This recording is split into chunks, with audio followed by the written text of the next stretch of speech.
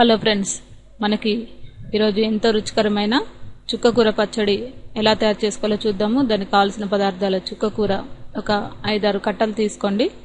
మనకి ఇది శుభ్రంగా ఆకులన్నీ శుభ్రంగా కడిగి పక్కన పెట్టుకోండి. ముందుగా ఆయిల్ ఒక 4 స్పూన్లు, ఆవాలు 1 స్పూను, జీలకర్ర 1 స్పూను, ఎండుమిర్చి ఒక 4 తీసుకోండి పోపుకి, పచ్చిమిర్చి ఒక 10-15 తీసుకోండి. అలాగే ఉప్పు తగినంత, చిన్న నిమ్మకాయ సైజ్ అంత చింతపండు, వెల్లుల్లిపాయ 1 తీసుకోండి, కరివేపాకు కొద్దిగా. ముందుగా మనం ఒక బౌల్ తీసుకొని పచ్చిమిర్చిని ఈ ఆయిల్లోనే ఫ్రై చేసి మనం పక్కన పెట్టుకోవాలి. మనకిది ఫ్రై అయిపోయినాయి పచ్చిమిర్చి. దీంట్లోనే మనం ఆవాలు, జీలకర్ర, దీంట్లోనే కరివేపాకు కూడా వేసుకొని కొద్దిగా చింతపండు కూడా దీంట్లోనే వేసుకొని ఫ్రై చేసుకోండి. మనకి పచ్చిమిర్చి చక్కగా గోల్డెన్ బ్రౌన్ కలర్ వచ్చేంత వరకు ఫ్రై చేసుకొని వీటిని పచ్చివాసన పోయేంత వరకు ఈ విధంగా మనం ఫ్రై చేసుకోవాలి.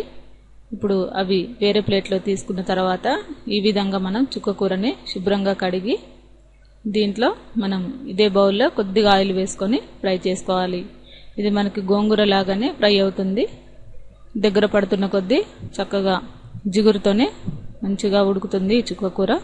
చూసారు కదా, ఈ విధంగా మనకి ఉడికిపోయింది చుక్కకూర అంతా కూడా. చివరగా మనం కొత్తిమీర దీంట్లో వేసుకొని మనం కొద్దిగా వేయించుకున్న తర్వాత ఆయిల్లోనే స్టవ్ బంద్ చేసేసుకోండి. స్టవ్ బంద్ చేసిన తర్వాత ఒక మిక్సీ బౌల్లో మనం ఈ పచ్చిమిర్చి, చింతపండు, అలాగే ఫ్రై చేసుకున్న ఈ పచ్చిమిర్చిని వేసిన తర్వాత ఉప్పు వేసుకొని వెల్లుల్లిపాయలను కూడా వేసుకొని దీన్ని మనం గ్రైండ్ చేసుకోవాలి.